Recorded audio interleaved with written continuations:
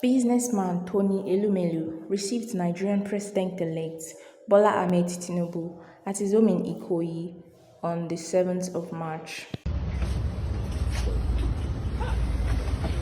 Last man standing. It's still standing. It is standing. Last man standing. Say, how come to be aware the same thing? Is that you, Bob? Last man standing. How come you say Still standing. This man, 10 lives. Say, your dad, you're proud of him. He was very proud of him, as he's proud of you too. A good man. Last man standing. You will come and greet. Last man standing. It's still standing. It is standing. Last man standing. Say, how come to be aware the same thing? Is that you, Bob? Last man standing.